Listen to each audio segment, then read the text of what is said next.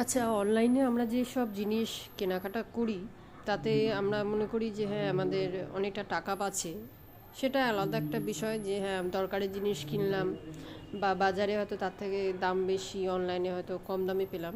কিন্তু আমার প্রশ্ন হচ্ছে আমরা কতটা জিনিস কিনি? স্কিন কেয়ার, হেয়ার কেয়ার, ঘর সাজানোর জিনিস, রান্নাঘরের বা বাথরুমের প্রয়োজনীয় জিনিস, চাদর, বিছানাপত্র, ফার্নিচার, যাবতীয় যা কিছু। এবার বলুন তো আপনার প্রয়োজন কতটা আর আপনি কিনছেন কতটা?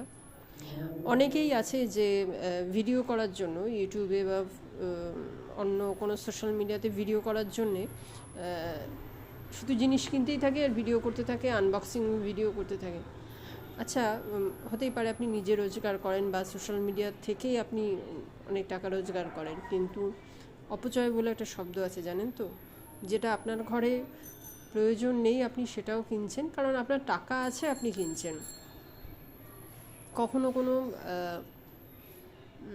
কি বলবো, বস্তি মতো জায়গা হোক বা স্টেশনে যারা স্টেশনেই থাকে সারা জীবন, হয়তো ওই স্টেশনেই থেকে দিন পার করে দেয়, খেতে পায় না, কিছু পায় না, এইসব মানুষদের কখনো দেখবেন আর ভাববেন অপচয় জিনিসটা মানে আপনি আদৌ জীবনে বুঝেছেন কি না। আপনার টাকা আছে আপনি কিনতেই পারেন, কিন্তু আমি বলছি প্রয়োজন, প্রয়োজনের থেকে অতিরিক্ত যা কিছু সেটাই আমার মনে হয় বিলাসিতা। শুনতে হয়তো খারাপ লাগবে, অনেকেই বিরোধিতাও করতে পারেন, কিন্তু আমার প্রয়োজন একটা জামা, সেটা আমি বাজারে গিয়েও কিনতে পারি, অনলাইনেও কিনতে পারি, কিন্তু যখনই একটা জায়গায় আমি 5টা কিনে ফেলছি যেটা আমার প্রয়োজন নেই।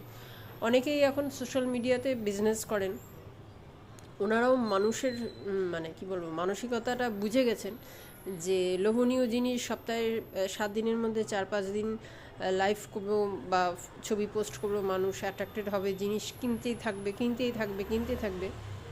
আপনি লাভবান হচ্ছেন না, লাভবান হচ্ছে ওই অ্যাপগুলো বা ওই ব্যবসায়ীরা। আপনার তো পয়সা ধসেই যাচ্ছে, আপনি নিজেও জানেন না যে জিনিসটার আপনার আদৌ প্রয়োজন নেই, কিন্তু আপনি লোভের বশবর্তী হয়ে জিনিসগুলো কিনে যাচ্ছেন আর আপনার পয়সা ধসে যাচ্ছে। কে বড় হচ্ছে, কে বোকা হচ্ছে, কে লাভবান হচ্ছে, এবার আপনারাই বলুন।